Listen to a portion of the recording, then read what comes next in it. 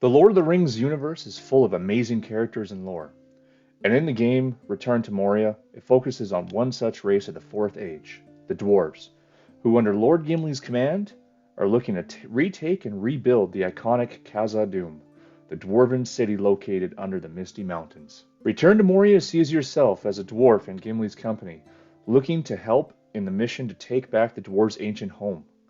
But when a mysterious curse causes an explosion inside a cave to go off and sends you falling a couple hundred fathoms deep below, you find yourself working to navigate through the mines of Moria, cleansing them of a leftover orc infestation, and trying to find your way through the cursed halls and out the other side. Through your travels, Return to Moria will also see you uncovering a large amount of dwarven history, and touching on a large list of dwarves who resided in and helped Khazad-dûm thrive in the previous ages before its fall to the evil Balrog. Today we are looking a little deeper into one such dwarf of the Second Age, and who you'll find mentioned a couple times during your journey, the master craftsman Narvi. Narvi was believed to be alive during the Second Age of Tolkien's universe, roughly between 750 to 1600 of the Second Age. Although some fan-created lore would also suggest Narvi died around 1697 of the Second Age. There is, however, no official documented death, date, or specific details for Narvi's death. Narvi's most famous crafted work, and what he is best known for, is being one half of the partnership responsible for creating the magnificent Doors of Durin, the West Gate of Moria. Narvi was the master craftsman who built the physical doors themselves, from a gray material stronger than stone, and making them perfectly flush with the mountain face so that they would remain invisible when closed.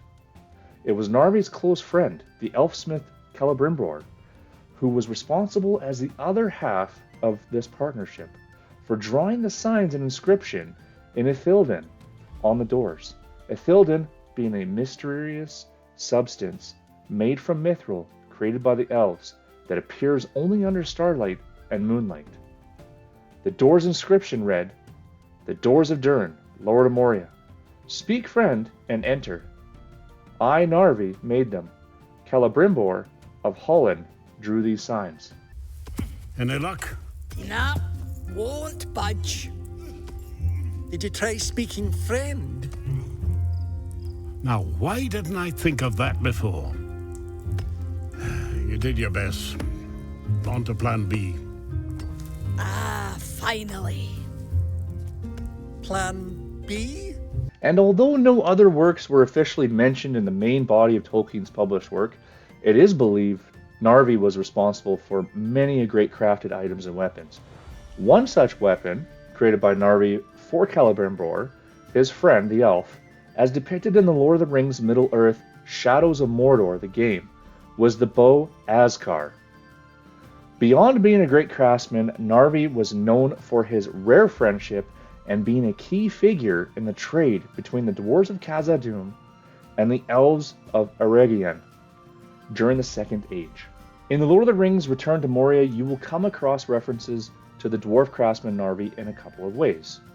The first will be in the form of a shrine, randomly located within the large open elven quarters area of the game, and will require you to find and place 4 missing figures of Narvi inside in order to open up the chest and collect an assortment of very cool items.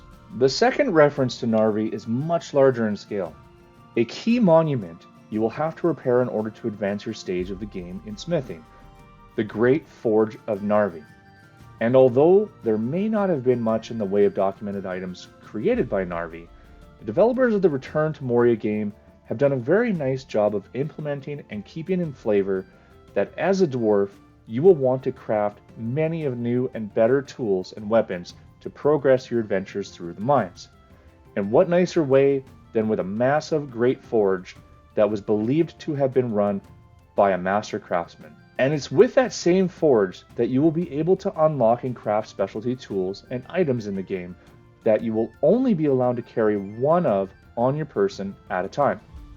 Items such as the Quarrymaster Pick that allows you to carve out large amounts of the ore nodes found throughout the game, or the Wander Keg, which allows you to bring along brews and enjoy them anywhere, anytime on your adventures. As a would-be dwarf adventurer, you will be required to find the 3 missing pieces of the forge scattered about the area and place them in the appropriate spots on the forge in order to get it going and fire it back up.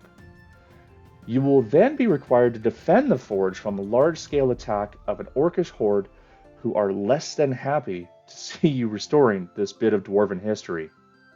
Once you've successfully defended the forge, you'll be free to come and go as you please and unlock a large recipe list of goods for you to craft, putting you on a path to become your very own dwarven master craftsman.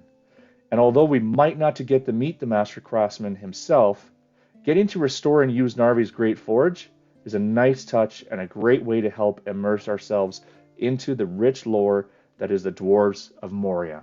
And there you have it, a little bit of dwarven history and some lore of a great master craftsman of Moria. I'm Exploridra. Thank you so much for hanging out with me today.